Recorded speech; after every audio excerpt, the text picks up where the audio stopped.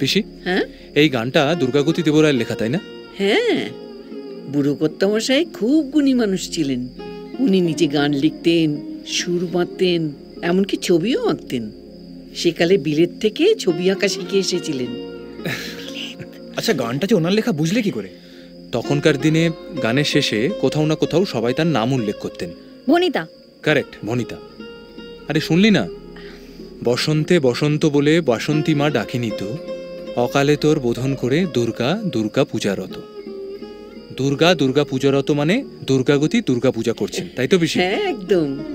তখনকার দিনে বসন্তকালে প্রজাদের ঘরে খুব বসন্ত, মানে ওই চিকেন পক্স হতো। তাই বসন্তকালে বাসন্তী পুজো বন্ধ করে দিয়ে শরৎকালে অকাল বোধন শুরু করলেন।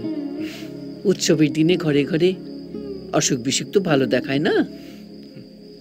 কি দারুণ না পিসি?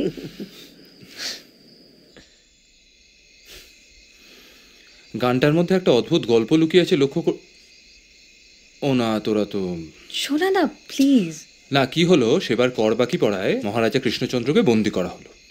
নিজেরই শুরু করা দুর্গাপুজো, কিন্তু উনি করতে পারছেন না, কারণ তিনি কারাগারে বন্দী। তাই তার দুঃখের শেষ নেই।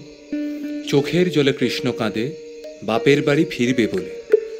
সেই দুঃখেতে কাঁদল উমা, তার পূজা কি রইল বাকি। উনি যখন কারাগার থেকে বেরোলেন, দেখলেন দুর্গাপুজোর সময় অতিক্রান্ত। কাজেই কৃষ্ণনগরে বড় করে জগদ্ধাত্রী পুজো শুরু করলেন। আমরা তো সচরাচর চন্দননগরের জগদ্ধাত্রী পুজোর কথা জানি, কৃষ্ণনগরেও কিন্তু খুব বড় করে জগদ্ধাত্রী পুজো হয়। জগদ্ধাত্রী রূপে উমা কৃষ্ণ গৃহে ফিরল নাকি।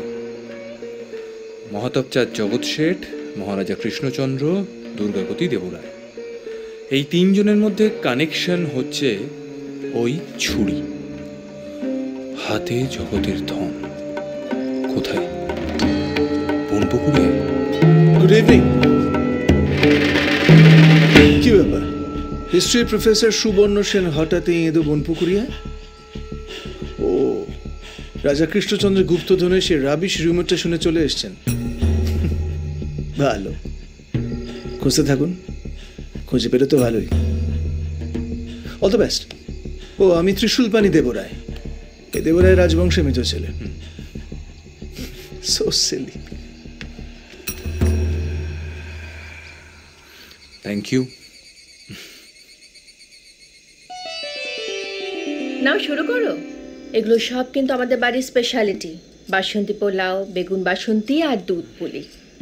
সবটা খেতে হবে কিন্তু, নইলে কিন্তু আমি ছাড়ছি না। এই যে হাঁ করে তাকিয়ে আছো কেন? ওরা যেন পুরোটা শেষ করে। আর না, খাবে সমস্ত, খাও খাও। এসো। লজ্জা করবেন না। আপনার তো অ্যাটলান্টা। এটা নিয়ে কিন্তু আপনিও ইউকে থেকে ব্যাক করলেন।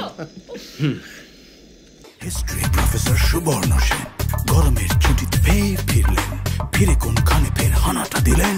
সময়টা 1757।